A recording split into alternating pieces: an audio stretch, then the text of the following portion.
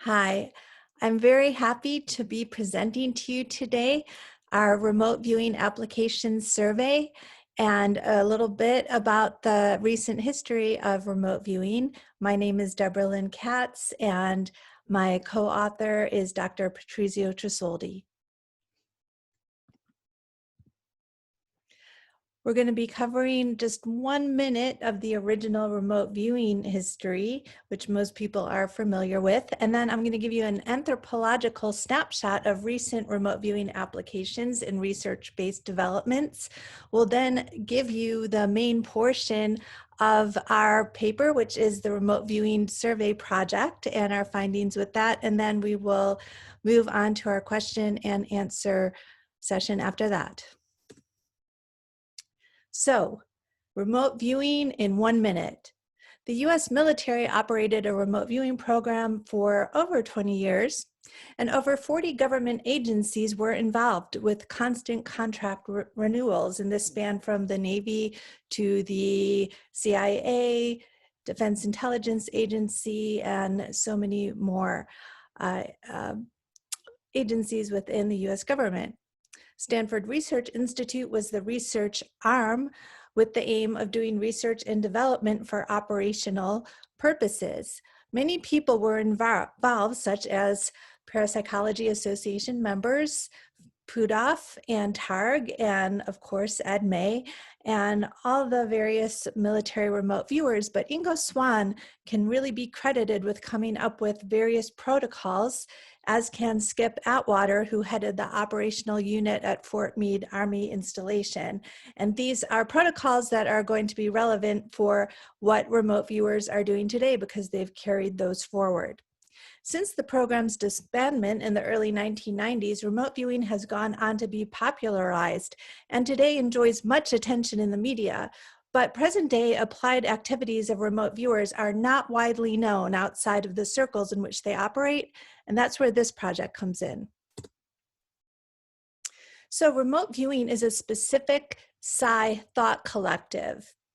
And this thought collective involves you combining intuition, but also operating out of what would typically be considered scientific protocols involving blinding, separation of roles, and analysis.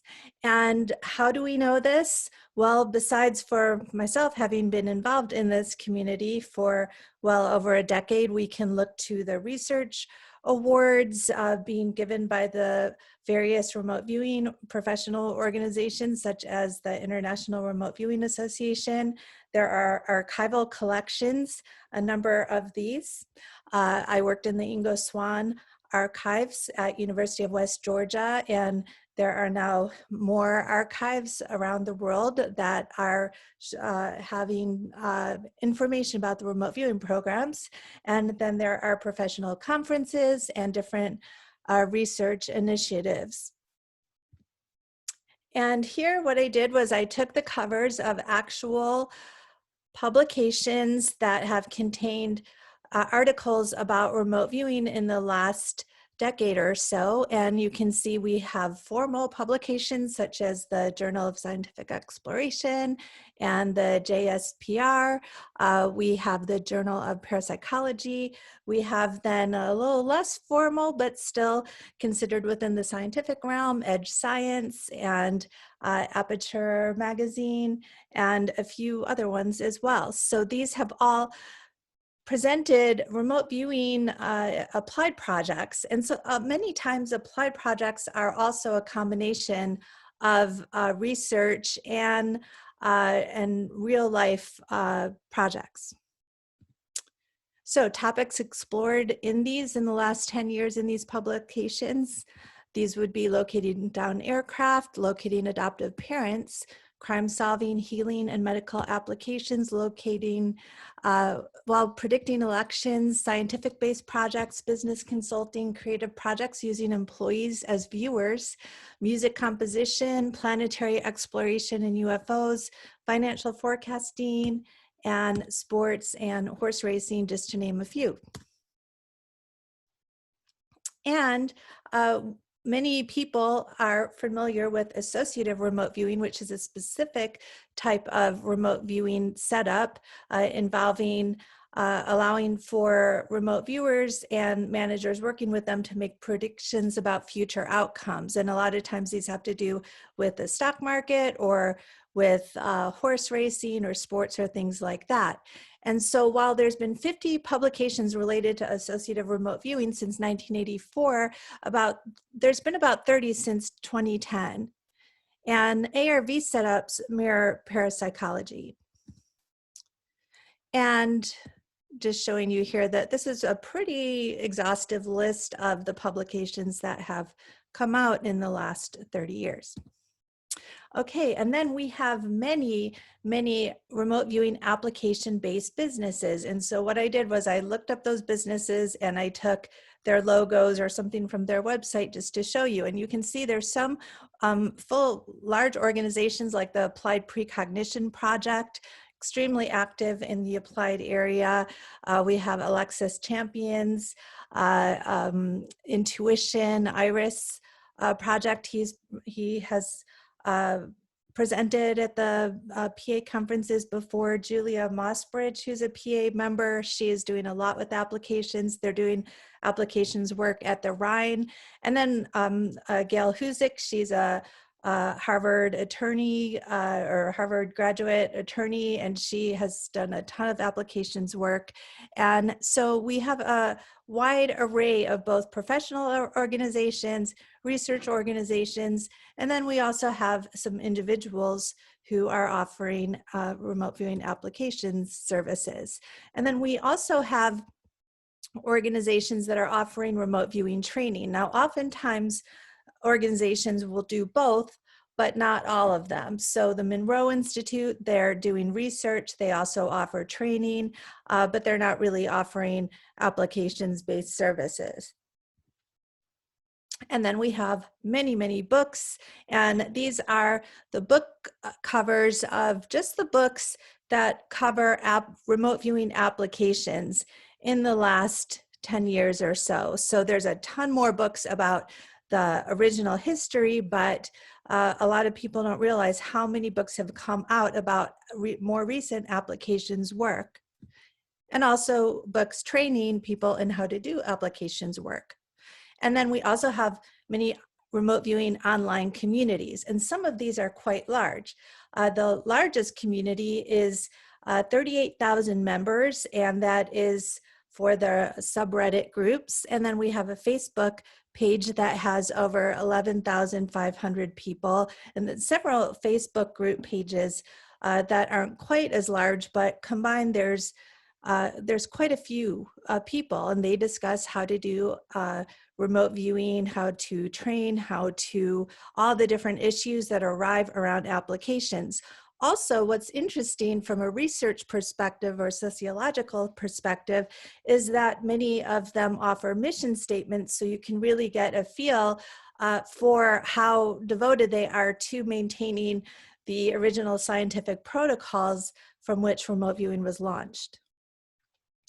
And along those lines, I recently did an informal study with Carl Anthony McLeland, where we wanted to really back up our contention that remote viewers are operating using scientific protocols. And so we took one of the largest Facebook groups, the 11,500 member group, and we assessed words to see what were the top repeating words discussed in original posts and then comments in those posts. And we did find that the word science came in 11th place, and it was repeated 7,724 times in original posts and over 218,000 times in replies and comments. Now, it would be really interesting to compare how many times science repeated for remote viewing groups versus for other practitioner groups, such as with medium groups or just clairvoyant groups, but we didn't have a chance to do that yet. But I suspect you're going to find the word science coming up a lot more times, particularly just because that's reflected in the mission statements, at least, and in what we know about psi practitioners. And so there are also many remote viewing related apps, computer programs, and subscription services. All right, so now to our application survey. So the purpose was to discover which projects professional level remote viewers are engaged with today and to what extent. We wanted to understand their backgrounds, methods, approaches, practices, philosophies, beliefs, and phenomenological experiences related to this work. And another goal was to discover whether the original definitions and tenets of remote viewing defined within its specific historical context have changed. So recruitment. We were able to recruit 106 remote viewers, even though we then consistently had between 70 and 73 responses per question. We used snowball sampling, which meant we recruited from groups like the International Remote Viewing Association and the Applied Precognition Project and other lists of viewers that had participated in research projects. And then we asked them to invite their friends, but only remote viewers who had applied experience. And we really kept that, the term remote viewer, it had to apply to somebody that was operating out of the historical definition of remote viewing. So it couldn't just be someone who uses the term remote viewing synonymously with clairvoyance or out-of-body experiences. They had to really be part of the remote viewing definition as far as it's been historically defined, which is that remote viewing is not just a psychic ability, it's a setup. Within the setup, an experimental protocol, that's how Ingo Swann defined it. It's not that it has to be a highly particular method, but it does have to be done within a certain careful setup. And so people that are from that tradition understand that. And so we express that in our materials and in our participation agreement to narrow things down. So we didn't just put out a notice like to the 45,000 person Reddit group, because we were afraid we would just get too many people not really understanding that we were narrowing our definition. And so we had we had 59 men and 42 women and 2 non-gender specified. And then our ages, we only had 75 people that were under the age of 35. Then we had 20 people over the age of 65, and the rest were in the range of 35 to 55 age group. Ethnicity, 85 people were Caucasian, 10 Hispanic, 3 identified as Asian, 2 Native American, and 8 just said they were another race. Professions, in addition to being remote viewers, it was really great to see the broad array of professions. So we had a tax analyst, a financial auditor, insurance claims adjuster, we had registered nurses and software engineers, geophysicists, law enforcement officers, teachers, artists, nutritionists, pharmacists, and several were retired, and then we also had artists, and only 5 indicated as their main professions that they were psychics, mediums, remote viewers, and remote viewing project managers. And again, they had to be remote viewers. If they were only mediums, they couldn't participate. But if they were remote viewers and mediums, then they could participate. Training level, well, 90% indicated they had received some remote viewing training, 80% having received a moderate amount, and only 9% responded none at all. And even with that, it was interesting because as the ones that said that they didn't have remote viewing training, and we figured out that that was mostly, it wasn't formal training, but they had watched videos, or they used certain language that came specifically from the history of remote viewing. So we knew at least in some way that they were influenced by it. What methodology have participants been trained in mostly? Well, 64 people stated that they were trained in controlled remote viewing. Extended remote viewing, which is less structured and involves going into a deeper brainwave state, that was 26 people were trained in that methodology. 18 people said that they were only trained in associative remote viewing. which means that they would know how to do more sessions for financial forecasting or for sports, which involves a process where photographs are paired with the outcomes of different events, and then they have to describe the photograph that's going to be shown to them after the event. And so all they really have to be able to do for that is to describe a photograph, enough for a manager to know which photo they're describing. So that takes less skill level, and there's a much less involved than if someone had to describe where a missing person was or something like that. So 18 people were trained in that, and then 28 had other methods or a combination. So how experienced were these people? 80% completed more than 100 remote viewing sessions, they reported, and 1/3 had completed more than 500 sessions. How long have you practiced remote viewing? We asked, and let's see, we had 17 who had practiced for longer than 20 years. And you can see it was pretty much evenly distributed. Most of our people had been practicing at least for 1 to 2 years, and then it was evenly divided for the next time periods after that. How many total remote viewing sessions have you completed in your life, including practice? 80% had more than 100 sessions, and over half stated more than 300 sessions. They also reported out of 72 people, so 87%, had been involved in other meditation methods, and these really spanned a wide range of practices. So meditation and also other psychic development practices before coming into remote viewing.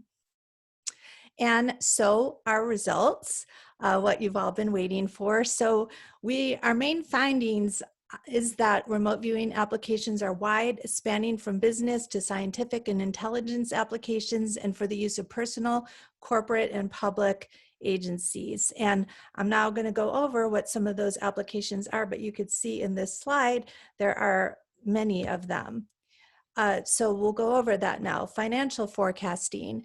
47 people out of the 73 viewers had used remote viewing for stock market related predictions, stock market increase, decreases, the S&P 500, Forex, the Dow, commodity markets, cryptocurrency or crypto viewing, as it is called today, and then particular stocks, health and movement of those stocks. Business consulting. Out of 77, 35 people, about 45%, reported having done remote viewing for business consulting. And this involved when to buy or sell investments, marketing trends, tariff negotiations, technological choices, projects for business owners that needed more information before making financial and marketing decisions, and also for optimal trajectories. Weather events and disaster forecasting. Out of 71, 39 respondents, about a little more than half, answered that they have used remote viewing for the development of the global climate. Well, one person said that. Not exactly sure what that means, but direction of storms, requirements for infrastructure repairs, and then different projects where managers or individuals really wanted to know what is going to be happening either within a specific time period or a broader range out into the future. And political elections, this is a popular one. Well, out of 70, 38, so a little over half have done remote viewing to predict elections. Now, keep in mind, this is just our participants here, so 70 participants. I say this is popular because in the remote viewing forums, this is a very popular topic. So I think you get a lot more people discussing this maybe than is even reflected in our survey, but this is what we got here. So they have done for UK elections, local elections, the Brexit outcome, and predicting the last presidential elections. And then COVID pandemic. Several remote viewers indicated that they had used remote viewing to understand various aspects of the COVID virus and ongoing pandemic. So COVID-19 mandates, when will those be over? One person said, I did a COVID-19 project back in mid-January, highly accurate, predicting the course of Boris Johnson's COVID infection. By the way, we had remote viewers from all over the world. So we had several from the United States, from the UK, we had people from Ireland and Scotland and Brazil, from Japan, all over. Scientific topics. So this included not remote viewers involved in experiments, but those that were using their remote viewing to understand some kind of topic that falls under the larger topic of science. So people said they had used remote viewing for cures for cancer, EMF, gravity, light, and brain function, again, COVID, other diseases, other viruses, CRISPR genes, levitation, the ability to reconstitute stone, superelastic metals, future technology, AI, and research to advance knowledge of remote viewing or psi or viruses. So we can study psi through use of psi.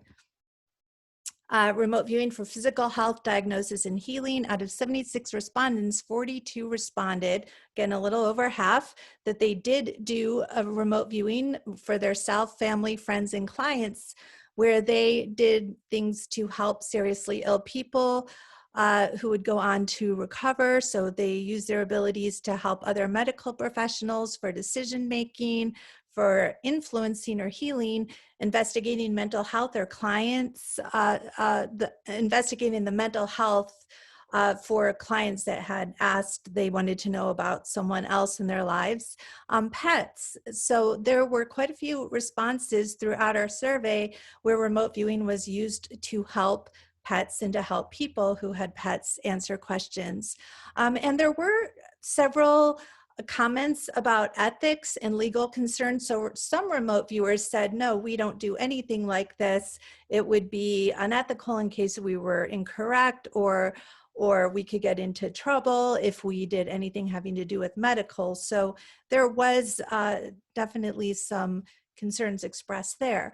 Also, criminal investigations. This has been a topic that psychics have been involved in for a long time, and it looks like 48% of our participants had been involved in cases involving kidnapping, missing persons, finding dead bodies, identifying lost people, arson, fugitive location, homicides, personality profiling, forecasting terrorist events, and theft.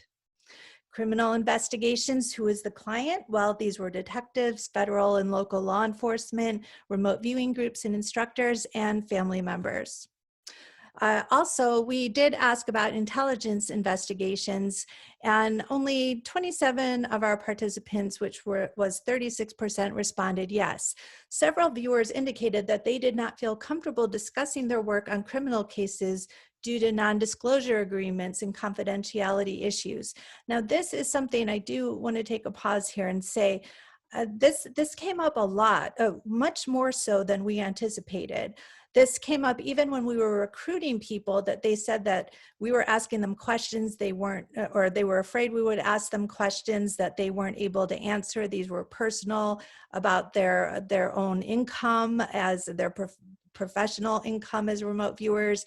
They were concerned about violating non-disclosure agreements. This also came up a lot around our questions around corporates and businesses. And it is some concern because it's already been hard enough to learn about people's what they're doing on a psychic level out there. And now it seems like more and more businesses are requiring non-disclosure agreements for remote viewers, and they really take this seriously. So also searching for missing people, pets, and items. So this is quite a big one. We had, out of 77 people, 57 people said that they use remote viewing for searching for missing people, pets, items. Looking for things is a big one. 66% said they look for missing objects, missing guns, books, planes, jewelry, earphones, wallets. This is for themselves, family, friends, and clients.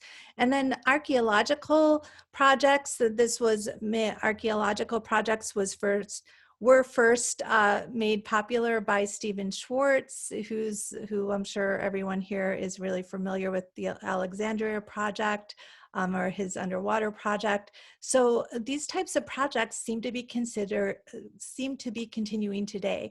Dowsing for water holes, searching for artifacts such as dinosaur bones, discovering what is underneath existing structures, archaeological sites prior to excavation, searching for precious metals such as gold. One respondent said, apart from the old aircraft, a lost treasure in Pennsylvania for a client, finding missing money the client buried and then left the area and came back and it was gone. These types of projects are problematic, though, as treasure hunters do not want to pay upfront for projects and often disappear following the receipt of remote viewing information. So that was stated, repeated in different responses, that sometimes there's a problem in either not getting feedback, or once the client or company gets the information, they don't really hear from them again. That was not for everyone, but that was voiced. Other ones said that they have clients that are repeat clients, sometimes for a decade. So esoteric, unexplained phenomenon. So UFOs, alien life forms, lights in the sky, orbs, planetary bodies. Many are familiar with Ingo Swann's work, where he remote viewed Jupiter or other planets. And so this is something that people are continuing to do. And discovering mysterious locations such as Skinwalker Ranch, underground tunnels and caverns, subterranean pyramids, ruins, portals, old places in Antarctica, the source of cattle mutilations, strange sounds in Kiev, the Great Pyramid of Egypt and its origins, unusual objects and ancient artifacts. Now, it was expressed with these that usually there's not any kind of hard feedback. So some remote viewers don't like to do these, but others do them just out of their own interest. And also, if many remote viewers get the same responses, then it's thought that this might lend some legitimacy to what one viewer is getting, or if it corresponds with personal, exceptional experiences out there. Which remote viewing techniques, approaches, methods do you prefer for applied projects? We asked that question. The majority use the methods we talked about before, such as controlled remote viewing, extended remote viewing, but they mix these up. They change with time or with the subject matter, and sometimes they use multiple methods within a session, or sometimes within between different projects. There were 15 participants who said they used controlled remote viewing exclusively. Very few only used extended remote viewing exclusively. So again, controlled remote viewing is typically attributed to Ingo Swann, rightfully so. Hal Puthoff also helped develop it, but it contained practices, many practices that were already being practiced elsewhere, such as by Russell Targ within Stanford Research Institute and others. So CRV encompasses other types of practices, and some of these involve extending one's consciousness out to an area. You might not be able to prove that you're leaving your body, but you can imagine that you are going out there and moving around and looking at different perspectives and touching things. And so imagining you're using your full body and then recording this on paper and then doing sketching and modeling and things like that. So many use this, but not only 15 exclusively. And then some viewers listed as many as working with 4 different methods at any given time.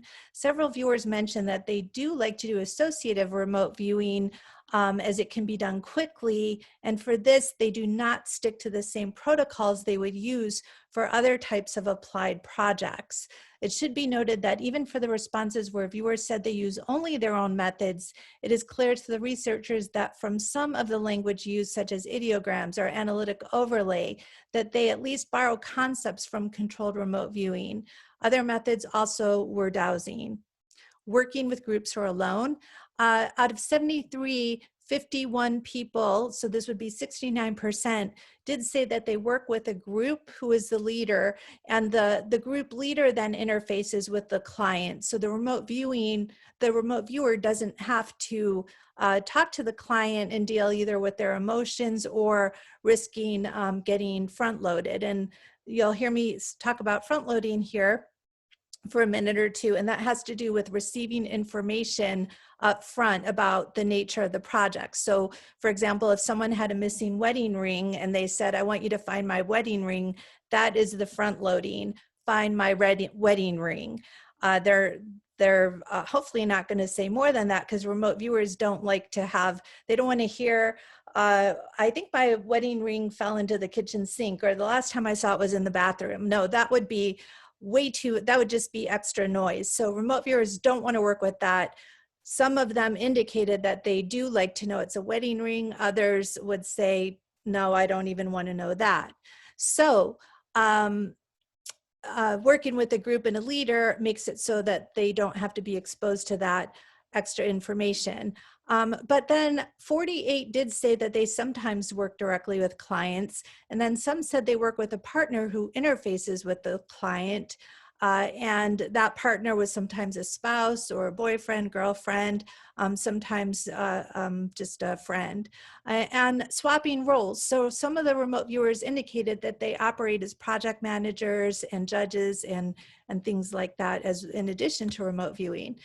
Blinding protocols. Do you feel like it is always possible or practical to use? So again, if we're talking about strict blinding, that means that the remote viewers will not know anything about the target up front, and they usually oftentimes won't have contact with the client. So 36 responded yes, 47 responded no. So 36 felt that it is always possible or practical to do remote viewing sessions blind. 47 responded, no, it's not always practical. Attitudes about adherence to blinding protocols fluctuated from a hardline approach to those who saw such approach and dogmatic and just less practical. So what level of front loading do you prefer to work with? Over half of the respondents responded no front loading. And again, these largely corresponded with those who indicated they always work blind. Some were adamant against receiving front loading. They said any front loading necessarily brings the logical mind into play, and that is never a good thing in remote viewing. I don't want to know if it's a missing person. I go into every single target knowing that there's a potential for blood, gore, sex, criminal activity, or whatever. And then another wrote, I believe that the less I know about the target, the more my unconscious mind does the work. Front loading, half of participants do work with some. And then front loading themes, working with front loading was noted to be a higher level skill. So some said that they hope in the future that they could work with it, where they would know more about the target and whatever a client might expose to them. But they said at this point, they don't feel like they can do as good a session with that information. Time constraints and client pressures. Sometimes it is just not possible. They have to do the session right away, and they just need to have themselves focused, more focused than they might otherwise be. Because if you're not front loaded, you might have to do a session, turn it in, and then have the client or the project manager retask you on specific things that they want more information about. Whereas if they know, okay, this person doesn't want me to just describe a location, they want to know where something is, then the viewer can just do less work and maybe get to what is really needed to be known faster. Then there were those who said that they do not always work with blinding, but they explained that it's not always practical for applied projects.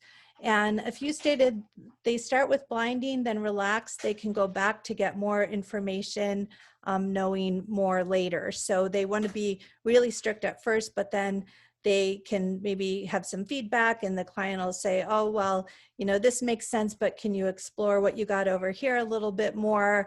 They'll tell them something, and then they can go and be more focused having that information. Success. How does a viewer define success? So they said, first and foremost, accuracy, and then usefulness. And then some said the client defined success. Some of them said it was situational, so that will change depending on the target and the purpose of the project. Professional presentation. They feel successful if they have delivered something with a polished summary, with beautiful sketches. Managing emotional responses. This was talked about a lot. Remote viewers get nervous when they're doing sessions. They have performance anxiety. They don't know many times what they're dealing with. When they are blind, they have no idea what the topic is and what the purpose is. That creates a lot of anxiety. And so how well do they manage that? That could lead to more of a successful session, and they can also feel better if they feel like they manage their emotions properly. And then out of earnings, out of 64 responses, only 4 people really said that how much they earn has anything to do with their success. And then the performance of the group that they're working with, if they're working in a group, how are other people performing and what's the overall group result? It's not just about them. What do clients express that they appreciate about remote viewing?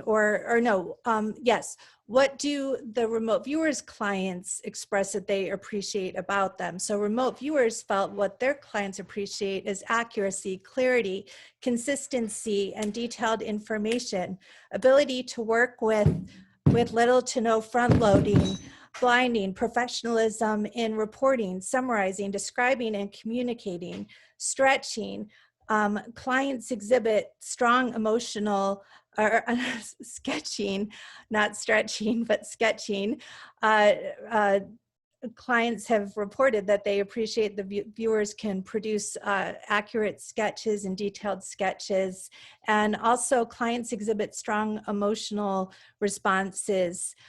So many remote viewers said that their clients will actually cry over the information that they receive. They'll be so grateful that someone is helping them with their problems or that someone is taking them seriously. Sometimes their clients are also intuitive and they appreciate that there's people out there doing this work. And clients exhibit also appreciation that they were aided with their finances. They had good outcomes financially and thank the remote viewers for that. And then one of my favorite findings was when we asked the question of remote viewers, what do you enjoy most about remote viewing applications work? And we were really surprised at the extreme high intensity words that were expressed. Many remote viewers, they think it was at least 5, said that remote viewing makes them high. They feel high from doing it. Now, I think that this is an area that really deserves further exploration. I'm not sure, are they feeling high while they're doing the session, or are they feeling high afterwards when they get their feedback and see they were correct? It might be both.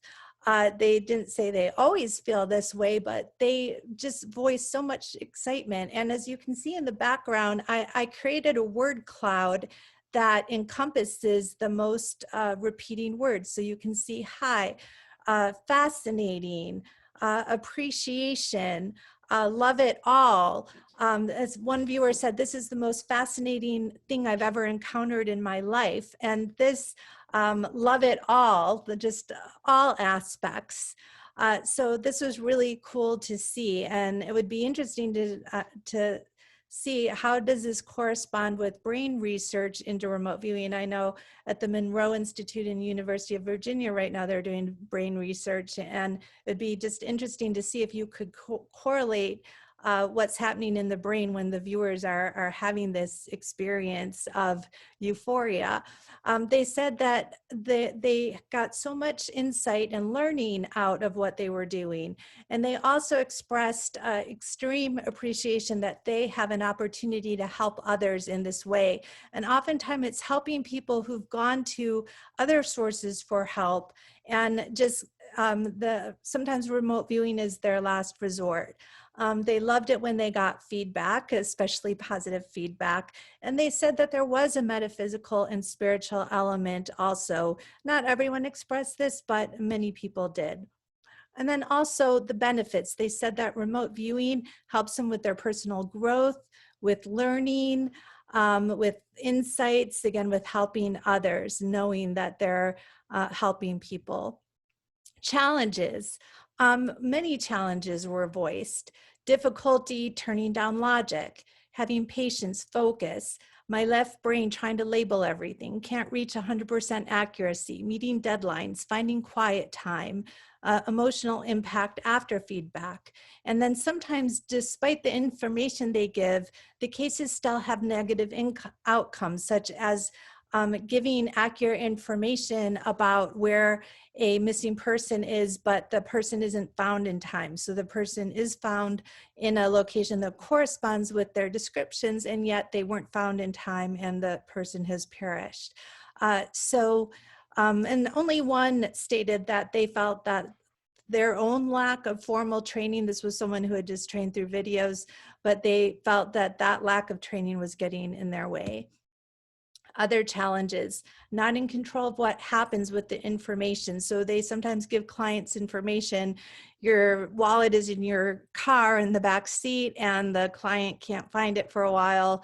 And then by weeks later, they're told, oh yeah, you were right, but you had to go for several weeks thinking that you weren't right.